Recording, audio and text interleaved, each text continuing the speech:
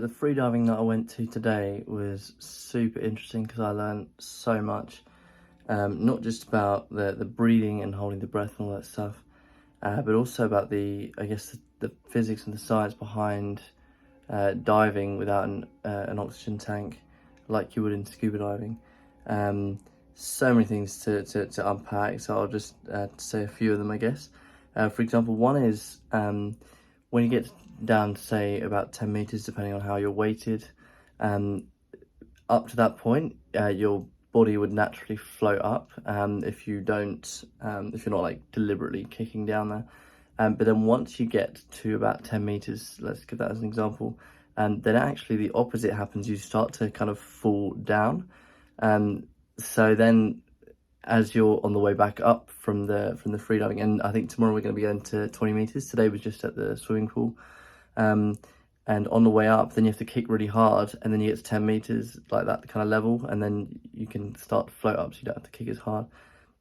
So things like that, I just never even knew that before. Another thing is that the further you go down, obviously there's more pressure in the water because there's less air the more you go down. So at the start, you say you've got 6 liters of lung capacity.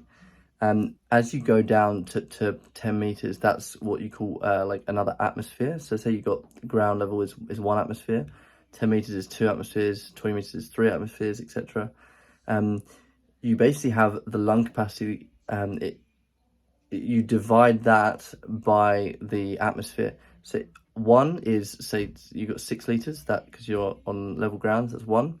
And then if you go to 2, that then becomes 3 liters. And then 20 meters level, what's that, atmosphere 3, that then you 6 liters divided by 3, then you now got 2. So your lung capacity decreases the further you go down, but what you'll notice there is it goes like 6, 3, 2, 1.5, etc, etc. It's just super interesting because it means, like, if you're say at 50 meters or 70 meters, there's not actually that much difference, but there is a huge difference when you're going from 0 to 10 to 20, etc. So doing the initial 10 meters is supposedly like the hardest part of freediving, is learning to do that initial stage, and that's what we're going to be well, not the hardest part, but like in terms of the lung capacity shrinking, that's pretty tough. So we're going to be doing that tomorrow. We're meant to go up to a maximum of 20 meters, and bear in mind this is without an oxygen tank. So freediving is no oxygen tank. It's just you and your body, and you take one big breath and then go down. And then the professionals can do this for like 6-7 minutes, and some do like 10 minutes, which is crazy. Yeah, so I guess it's basically like doing out as big a breath as you can, using the diaphragm, and then like a chest breath on top of that, and it goes into your back as well. And you can definitely apply that to singing, because for basically since forever I thought it was like just the diaphragm or whatever. Sorry, diaphragm, like just this I guess this area down here, just the kind of like the belly breath. But actually, if you do that, the belly breath and then the chest breath as well, then it goes into your back, then you've got actually way more air there to use for singing, and it means your resonance is a lot deeper. For example, if I do this and then I talk, it's using a lot more of this space down here. So I just thought that was quite interesting. So what was I saying? Yeah, so you're just using your body basically. No oxygen tank. You take one big breath, and before, this is another thing that we learned, is like before you do your dive, and tomorrow we're just going to be doing like straight down and stay down there for a bit and then straight up. But before you dive, you have to basically really relax your body. So you do several of these, like belly breaths, 3 seconds in, 3 seconds out, or 5 seconds or whatever, and then you do a few like chest ones, like like that, but not in that way. You kind of do that, and then you'd hold it on there and gradually let the air out, say for 8 seconds or 10 seconds or whatever. So like 5, 10, something like that. And then you do one where you do like all the way, which is both the belly and the chest, and then you hold that for as long as you can. And then I say as long as you can, maybe 5 seconds or whatever. actually, I'm getting that wrong. So you do the first one, you do the belly breath, 5 seconds, whatever, 3 seconds, and then you do the chest one, and then when you do your actual dive, you do your belly and chest at the same time, and then you go in. And the other thing is because then you're getting as much air in as possible, because you got that 6 liters. As soon as you go down 10 meters, that's already, you've kind of shrunk down to like half. So you need basically as much as you can, because if you only fill up 5 liters, then you've now down to 2.5, and you need as much as possible. And when people do freediving, or I guess freediving, not scuba diving, but if you do freediving for a long time, like our instructor today, he was saying that when he first started to do it, after 1 year, he'd increased his lung capacity from 6 liters to 7.2. So it's like you can actually grow your lungs. And what James Nestle says in his book, I think it's called Breathe, which I've been listening to a lot on Audible, which is really, really good. I'm almost done with it. What he said is that one of the biggest indicators of like lung life expectancy and health is your lung capacity. So if you can actually increase your lung capacity, you're essentially extending your chances of living longer, which is very cool. And he said it's the biggest indicator. It's not exercise, it's not diet or whatever. He said lung capacity. And I guess if you're going to believe that, then you're going to want to train your lungs to work very well. And one more thing I'm going to say about the freediving. There's loads of other stuff to say, but I'll try to keep it as concise as I can, because I'm definitely not an expert, but I know way more than I did before I went. That's for sure. One more thing is that because of the different levels of the different atmospheres, the pressure is changing as you go down. So you need to be very careful with your ears. So as you go down, you need to keep on doing what's called equalization. So if you're equalizing, that's basically like you're kind of popping your ears. But when you say you're on a plane coming into land, you pop your ears like that, or you listen to music really loud. Don't do that, but I sometimes do. Do as I say, not as I do. So when you pop your ears, where you like take a big breath and like that, and you pop your ears, they even pop now. When you're doing freediving, obviously you want as much of that lung capacity to stay there as possible. So you only want to equalize, and you have to keep doing that whenever you're going to different depths. If you're staying on the same level, you don't have to do it anymore. But as you're moving up and down, you need to keep doing that. But you don't want to use the air like in this space down here. You basically want to only use the air that's kind of in your mouth and your throat area, because otherwise you're using up like your big capacity here. So you basically do the first equalization just before, like when just after you've taken your big breath above the surface, then you equalize, and then you go down, and you're still equalizing as you're going down to the different depths. So yeah, and the way you do that is you kind of like a t. They say it's like a T. You kind of make that sound, but it's like you don't actually make the sound. You get all that. See where the tongue is in your throat, and if you do that. See, I was able to. I have like you. It's like you're about to do that, and then you can feel the ears pop. It takes a little bit of practice, but we were all in this session able to get it, within 5-10 minutes, I guess. But then it means you're not using all that air down here. Anyway, that's some of the stuff I learned. It's super interesting, and I mean, obviously the biggest thing is like relaxing under there. And actually, there's one more thing which I really want to say, and that's that. I guess we always talk about like you need oxygen, etc.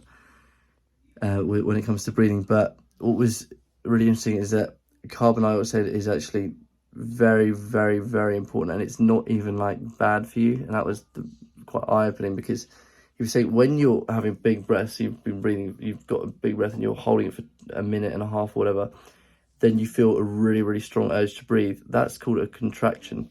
And I was reading a little bit about this the other day, but what he was saying in what the instructor was saying in the class today is that when you feel that contraction, that's not actually bad at all. You could go through like loads of them. You can go through like 10, 15, 20, and it's not even bad for you. Your body like naturally thinks it's really bad, but the CO2 itself is not actually bad. What it is bad is when you've gone through all, like, say 100 contractions or whatever, and I imagine as you do this more, it takes longer for the contractions to kick in. But it's like, if you do, like, 3 minutes of contractions or 5 minutes of contractions, which is really hard mentally, you've got to get through that and tell yourself each time, like, this is fine, I'm not going to die, whatever. If you get through that, then suddenly you'll reach a point where you're almost like spacey, like it's like you're on drugs or something. And then you've gone too far, because suddenly because that's when you start to, like, you kind of lose your vision a bit. You're a bit like this, and apparently you feel like quite euphoric. And that's when you've gone too far, and that's when you're really, really close to blacking out. So it's like you can go through all these contractions which are not harmful, but then you get to the other side, and that is then, harmful. So it's just interesting, because when you're doing a breath hold, you think, oh, I really need to breathe now, like I feel like I'm gonna suffocate or whatever. I don't know if that's the right word for this, but yeah, but like you feel like you basically have to breathe, otherwise you're gonna pass out. Actually, your body is capable of pushing through all these contractions if you want it. It's just more like a mental game rather than anything. So that was super interesting. And I mean, part of the Freediving today is we do these, because we were in a swimming pool, we just go kind of to the bottom of the pool, and then, swimmers with the flippers and all that. And he would then put his weights. That's another thing. We had these weights attached so that you can, come in, fall in easier, dive in easier, sorry. And he would put the weights at different points, and then we would gradually be able to go further and further by relaxing more and getting used to it and being comfortable with, like, I guess that urge to breathe feeling, because we know we're not going to pass out or anything. So we're able to get to the end of the pool without, like, in one breath. So it's 25 meters, I think, the length. And I know you've got flippers on, so say it's like 15 meters or whatever, which doesn't actually seem that hard when you think about it like that. But yeah, it was quite long, and you had to do it in one breath. And we were, I think, 3 out of the 4 of us were able to do it by the end. So yeah, anyway, look, we'll see tomorrow what happens with that. But yeah, I just thought it was super interesting. I learned so much, as I said, and there's probably more that he told me that I've kind of forgotten now. I'll probably remember it in the morning, I don't know.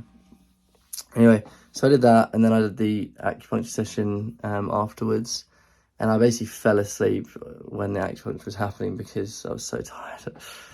And I imagine a similar thing might happen tomorrow when I get home. Because this time we'll be going to Manly to a location at the Spit, I think. So that'll be really cool. It's a place with no waves and should be pretty good conditions, I assume. And also it's meant to be really hot tomorrow. It's like 36, which should be pretty nice. Yeah. And the other thing is, in the suit that I had to wear today, I looked like was it from Pink Panther, Jacques Clouseau and Pontor, the Steve Martin version. There's a scene at the end of the first one, and then we're in these outfits, and my outfits today looked exactly like that. So I thought that was really funny. Yeah. Anyway, that's pretty much it. Yeah, I'm trying to think if there's anything else. I had a long chat with the acupuncturist after the session today, and we were talking about all the things I'm doing, and that was nice. She's given me some time for that, which is cool. One thing is that, like, all the different people I'm seeing, and there's just so many, I'm seeing like 9 different people at the same time for different things. One's for like this, one's for this, one's for the vocal cords, one's for like the breathing, and freediving is also, I guess, for breathing. Acupuncture for like that circulation in your body, all that stuff. Dentists, for the space in the back of like the jaw, like that, like seeing if your tongue's like falling back in the throat, what can be done about that? Can we like create small space in the back of the throat, etc. Because there's an argument to be said that, and I've been talking about this in previous videos, where like the industrialized food from the last 150 years, whatever, you don't need to chew as much, and that means that your mouth is not developing properly. So then you develop sleep apnea because the tongue's is kind of too small for it's too big for your small throat or your mouth, whatever. And so by chewing loads and loads of chewing, I've got this. In fact, I'll see if I can find it. I've got this chewing gum from jawline. It's the I think his name's Brett Manning. Where is that chewing gum? Give me a second. Somewhere here.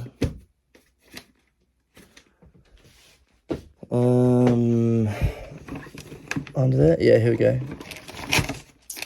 So Brett's jawline chewing gum. So obviously I've got no affiliation to this because I've got like 5 people watching my videos, but this is really, really hard chewing gum, and if you chew that you're meant to not do it for more than 50 minutes because it can give a laxative effect. I mean, that's a warning, so you couldn't just ignore that, I guess. But yeah, like I did it for like 3 hours on Thursday, 3 hours on Friday, and I could feel like my jaw really, really working. And then if you do that over time, it creates more space allegedly in the back of the throat. That's the whole mewing thing that I was talking about the other day. So yeah, doing that. And I'm seeing the dentist on, I think it's Thursday next week. I think that's booked in now. Yeah, they're going to discuss the connection between, like, yeah, I guess your space in here and like your breath and stuff. So yeah, anyway, that's the kind of stuff I'm doing. What I'm really excited for though is, most excited for arguably, is the breathing instructor that I'm going to be seeing on Monday. It's actually a bank holiday, but he's happy to see me at like 9:30 on Monday, so for like an hour and a half. Because having a proper instructor there with me is going to be so useful, because there's probably things that I'm not doing correctly. I mean, I've done so many breathing exercises at this point, but it's all off YouTube or whatever, someone on the internet, and having someone there is just going to be so much better. Yeah, it's like you can learn way more with a professional than you're ever going to do by yourself. So yeah, anyway, I've done not as much of the breather fit thing, but I need to get back on that. I've just been a bit lazy the past couple of days, but I'm going to do one now before I go to bed. Also got my Chinese herbs, and you know, I can't tell if that's making a difference at all, but you know, but I'd rather try these things and then find out that they do or don't work than not trying them. So yeah, anyway, that's where we're at so far. And oh yeah, the other thing is the redness in the back of my throat. It's better now than it was yesterday, because I've taken the I think it's called, yeah, prednisone things. That's working better for me than like garlic and ginger and honey and all that stuff. So yeah. Anyway, I'll speak to you all tomorrow, and hopefully I'll have some good stories, and hopefully make it out of that freediving session without any trouble. Yeah, see you all tomorrow.